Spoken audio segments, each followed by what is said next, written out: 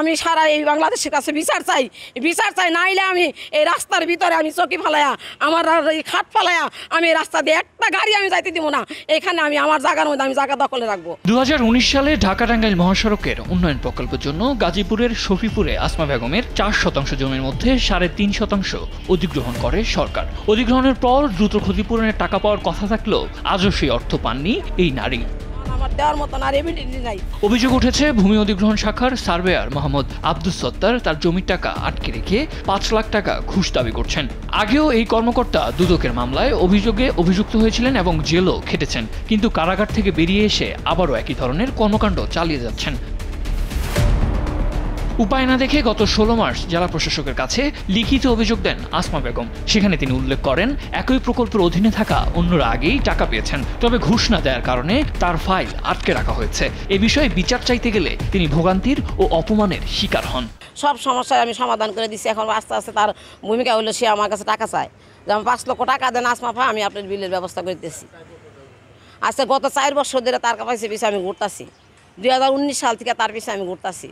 সব অফিসারের কাছে, আমি রেভিনিউ স্যারের কাছে গেছি, আমি ওই লোক এলএ স্যারের কাছে গেছি। আগের যে এলএ স্যার ছিল সেও আমাকে বলছে আপনাকে বিল দিয়ে দেবো। আগের যে রেভিনিউ স্যার সেও বলছে আমাকে বিল দিয়ে দেবো। আগের যে ওই লোক এই রেভিনিউ স্যার ছিল সাত্তার, সবাই আমার বিল দিচ্ছে। সাত্তার সব কিছুর মধ্যে বেডু দেয় যায়, সাত্তার সাপ সব কিছুর মধ্যে বেডু দেয়। সাত্তার সার্বিয়া সাপ সে বেডু দেয়। তার সবাই বলে কী ব্যাপার কি, এই যখন আমার ডিমার্কেশন মামলাটা দেখে আমার একই সাথে একজন দুইজনের লোক মর্জিনা এবং নুন্নাহার একই দাগের জায়গা, তারা দুজনে বিল নিয়ে আসা পড়ছে। আমি দেখাই সারা গোজে এলে, সারা বলছে ঠিকই তো, এক গরু কতবার জবাই করে, ঠিকই তো এটা দিয়ে তো বিল দেওয়া যায়, এটা তো বিল দেওয়া যাবে না কেন? তখন সাত্তার আপনার ফাইল কার কাছে?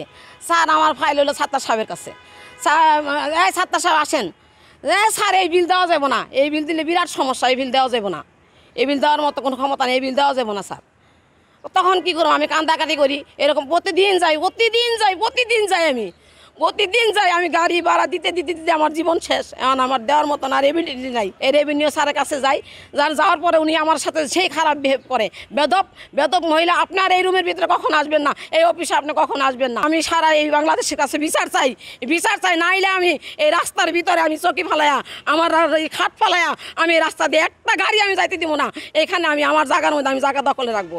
এলএ শাখার বিরুদ্ধে দুর্নীতি অভিযোগ নতুন কিছু নয়। এর আগেও সাধারণ মানুষের কাছ থেকে টাকা আদায়ের অভিযোগ উঠেছে, কিন্তু কোনো ব্যবস্থা নেওয়া হয়নি। বরং ঘুষ দিতে না পারলেই বছরের পর বছর ফাইল আটকে রাখা হয়। টাকা তো মনে করেন সরকারে নিয়ে গেছে, কিন্তু আমরা বিল পাই নাই। অনেক ঘুরছি আমরা 4 বছর। আমার হাজব্যান্ড অনেক ঘুরছে, অনেক অসুস্থ ছিল। ওইখানে যাইতাম, আমিও মাঝে মাঝে আমার হাজব্যান্ডের সাথে যাইতাম, সবসময় যাইতাম না, মাঝে মাঝে যাইতাম।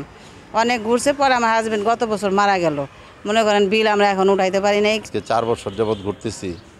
এখন এলএ অফিস থেকে বলে কালিয়াকুর থেকে বলে গাজীপুর, এভাবে আমরা ঘুরতেছি, হয়রানির শিকার হচ্ছে। প্রতিদিন আসতে যাইতেছি, ইদানিং আর যাই না, যে এইটা আর হবে না।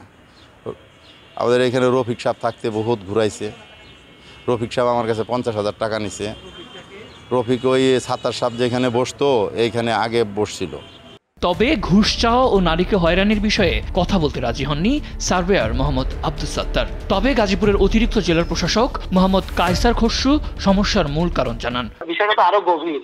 এই বিষয়টা নিয়ে মূলত হচ্ছে দুই পক্ষ, খুব প্রভাবশালী দুইটা পক্ষের মধ্যে আর কি। একটা তো সুলতান মিলস বা সুলতান জুট মিলস বা এরকম সুলতান টেক্সটাইল মিলস, হ্যাঁ, আর হচ্ছে আরেকটা গ্রুপ আছে, মানে তারা প্রভাবশালী আর কি। মোটামুটি দুটো গ্রুপের মধ্যেই মামলা চলতেছে, রিট চলতেছে।